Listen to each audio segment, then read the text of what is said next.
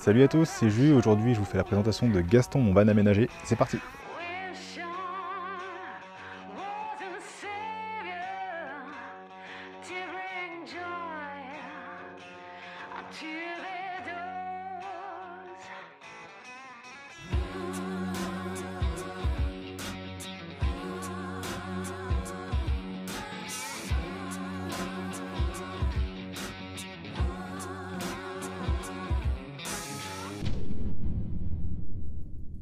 Donc voici Gaston, c'est un Volkswagen LT35 de 2003, c'est le modèle 2,5 litres TDI, donc un moteur qui est extrêmement fiable, qui a été acheté avec 230 000 km.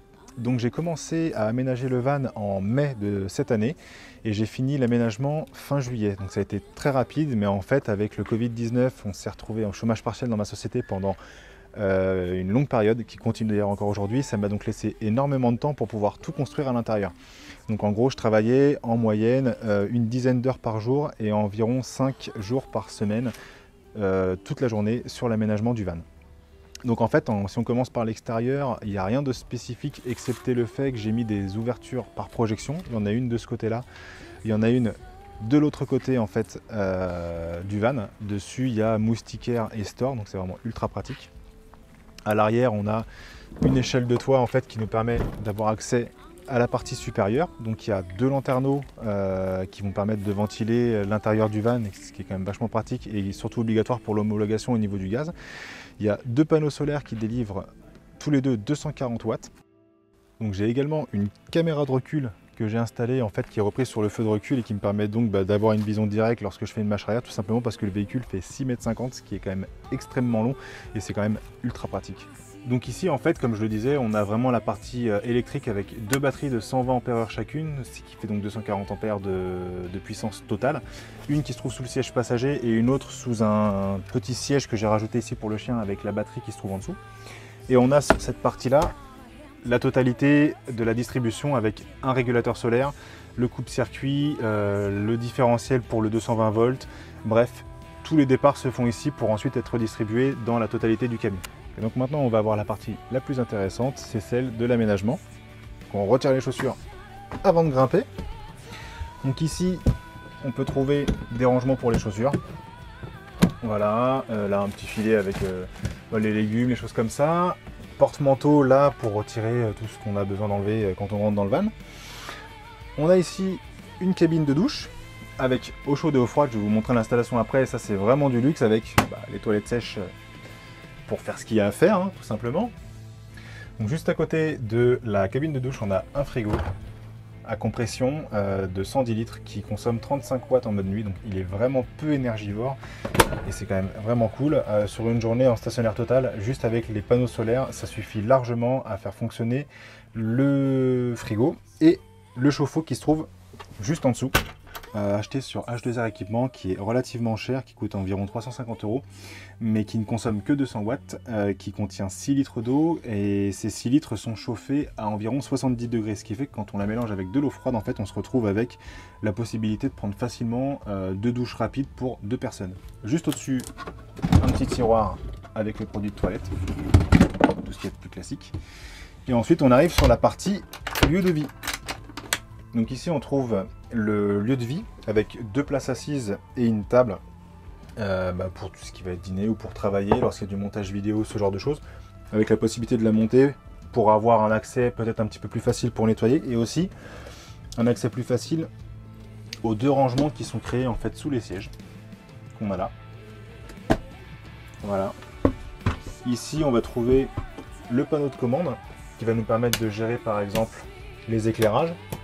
Il y a aussi dessus la pompe à eau qui est prise, le frigo, on a la possibilité de voir la tension des batteries et on a la possibilité juste là aussi de brancher en fait via de l'USB, téléphone, enfin toutes les choses qu'on a besoin de charger. Ça c'est le petit tableau pour éviter d'oublier des trucs parce que ça m'arrive parfois de zapper certaines choses.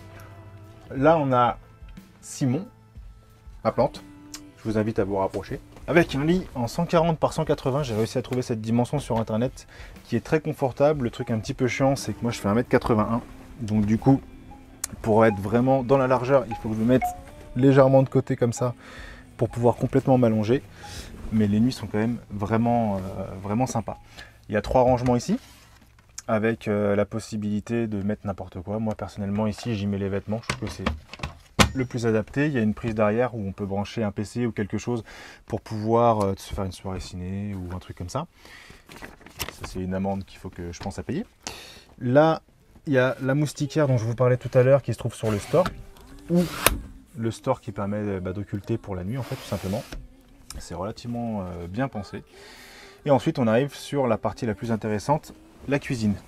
Il y a aussi des rangements, j'ai vraiment cherché à optimiser la totalité de l'espace pour pouvoir embarquer le plus de choses possible. Donc là, il y a des rangements en dessous, je ne sais pas si on le voit bien à la caméra, avec des vêtements, quelques trucs pour le matériel vidéo quand on part en vadrouille, du matériel de sport.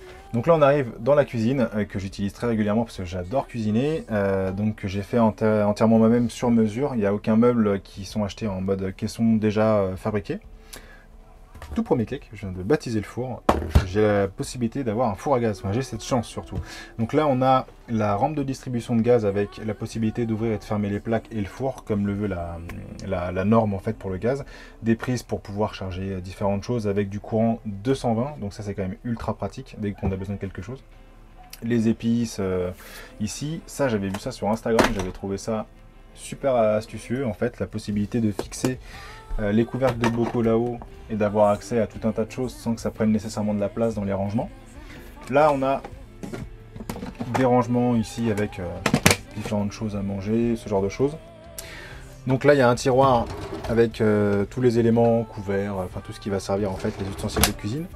Là c'est un petit kiff, le micro-ondes, c'est quand même vachement pratique, notamment pour les bowl cakes le matin. D'autres rangements, normalement ça fonctionne bien.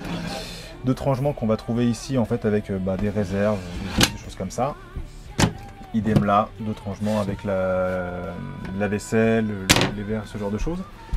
Ça c'est le petit plus, vraiment c'est plutôt cool. Dès qu'on a envie de faire des gâteaux ou griller quelque chose, en fait j'ai installé un four à gaz qui fonctionne du coup parfaitement. On va pouvoir déguster ce petit cake juste après pour savoir comment c'était. Ici donc les plaques de cuisson avec la possibilité de verrouiller, de fermer en fait par mesure de sécurité les foyers. Ici le dernier rangement avec la poubelle, il y a les différents produits d'entretien qu'on peut trouver, de la pierre d'argile, la balayette, le liquide vaisselle, toutes ces choses là. On essaie de tout faire soi-même en fait de manière à ce que ça ne pollue pas, ou en tout cas le moins possible. Ça c'est génial. C'est un cadeau de ma chérie, c'est un savon bien old school en fait, comme ceux qu'on avait à l'école, avec un accès à l'évier ici, et du coup, quand on allume la pompe, soit en utilisant en mode douche ici, soit en mode robinet. Donc ça c'est plutôt cool aussi. Donc là on trouve l'élément qui a vraiment fait fureur, que tout le monde a trouvé vraiment super cool. C'est la petite balançoire pour chiller le matin au réveil, en fonction du spot qu'on aura trouvé. Et ça pour le coup c'est plutôt sympa. Donc là on va trouver sous le lit une partie rangement. On a ici le coffret à gaz étanche, toujours pareil, fait dans un souci de respect de la réglementation en vigueur pour pouvoir aller jusqu'à l'homologation. On a une cuve à eau de 125 litres en eau claire. J'en ai pas parlé tout à l'heure, mais sous le châssis il y a une cuve de 69 litres ou 59 litres je crois en eau usée. Ici on a le rangement de la table permet de se poser en extérieur. Deux chaises ici avec une petite douchette d'extérieur quand on a besoin de rincer quelque chose, ou notamment quand le chien a la bonne idée d'aller jouer dans de la boue avant de remonter dans le van ou tout ça. Ici on a toute la partie distribution d'eau que je vous montrerai tout à l'heure, où on a la possibilité de fermer toutes les vannes en fait séparément, tout simplement parce que si on a besoin d'intervenir sur une partie du circuit mais qu'on veut avoir accès à l'autre, et en fait ça évite de devoir mettre tout sur off. Et d'ailleurs le remplissage de l'eau peut se faire par l'extérieur par une petite trappe à essence qui a été installée, qui se trouve juste là. Donc les images que vous venez de voir ont été captées en septembre 2020 durant le road trip des vacances d'été. Malheureusement, j'avais prévu derrière de faire toute une vidéo où j'expliquais un petit peu le pourquoi du comment de la van life, l'explication un petit peu de la vie de Gaston et comment ce projet avait été mis sur pied. Malheureusement, pour ceux qui me suivent sur les réseaux, vous avez dû voir que j'ai eu un gros accident de la route avec Gaston, dont Jean et moi-même sortons totalement indemnes. Et là-dessus, on a eu énormément de chance. Je n'ai donc plus mon support qui va me permettre d'appuyer et de justifier un petit peu le pourquoi du comment j'en étais arrivé à dresser vraiment cette histoire et ce concept du van aménagé et surtout de le faire homologuer. Donc la vidéo va s'arrêter comme ça. J'aurais vraiment voulu essayer de rendre ce van tour plus attractif sur la partie finale, mais malheureusement, en n'ayant plus mon support en dessous, je ne peux pas faire autrement que de vous dire un mot de cette manière-là.